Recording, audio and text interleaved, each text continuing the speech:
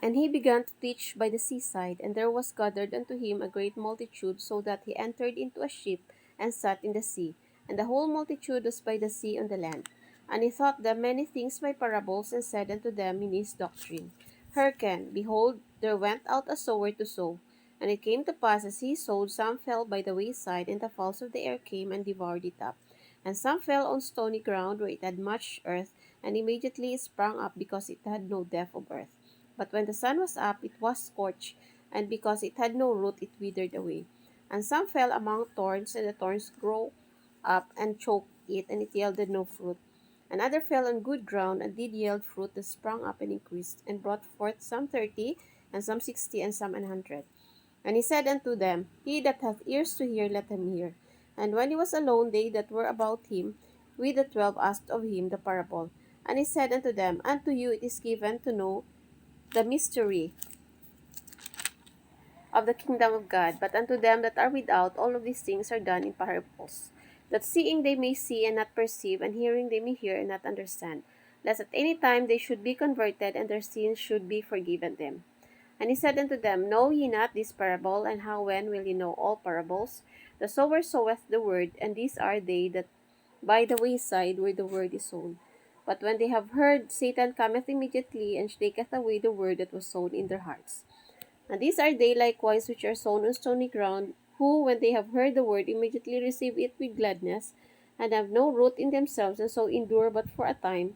Afterward, when affliction or persecution ariseth for the word's sake, immediately they are offended. And these are they which are sown among thorns, such as hear the word.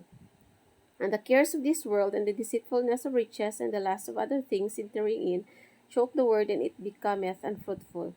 And these are they which are sown on good ground, such as hear the word, and receive it, and bring forth fruit, some 30-fold, some 60, and some 100. And he said unto them, Is a candle brought to be put under a bushel, or under a bed, and not to be set on a candlestick? For it is nothing hid which shall not be manifested, neither was anything kept secret, but that it should come abroad. If any man have ears to hear, let him hear. And he said unto them, Take heed what ye hear. With what measure ye met, it shall be measured to you, and unto you that hear shall more be given. For he that hath, to him shall be given, and he that hath not, from him shall be taken even that which he hath. And he said, So is the kingdom of God, as if a man should cast seed into the ground, and should sleep and rise night and day, and the seed should spring and grow up, he knoweth not how. For the earth bringeth forth fruit of herself, first the blade, then the ear, after that the full corn in the ear. But when the fruit is brought forth, immediately he putteth in the sickle, because the harvest is come. And he said, Whereunto shall we liken the kingdom of God? Or with what comparison shall we compare it? It is like a grain of mustard seed, which, when it is sown in the earth, is less than all the seeds that be in the earth.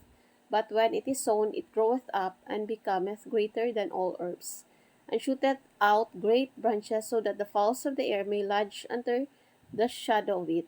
And with many such parables spake he the word unto them, as they were able to hear it. But without a parable spake he not unto them, and when they were alone, he expounded all things to his disciples.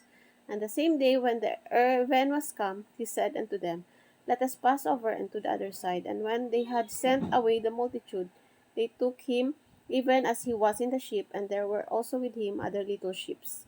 And there arose a great storm of wind, and the waves beat into the ship, so that it was now full.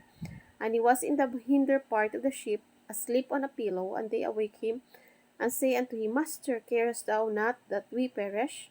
And he arose and rebuked the wind, and said unto the sea, Peace, be still. And the wind ceased, and there was a great calm. And he said unto them, Why are ye so fearful? How is it that ye have no faith? And they feared exceedingly, and said one to another, What manner of man is this, that even the wind and the sea obey him?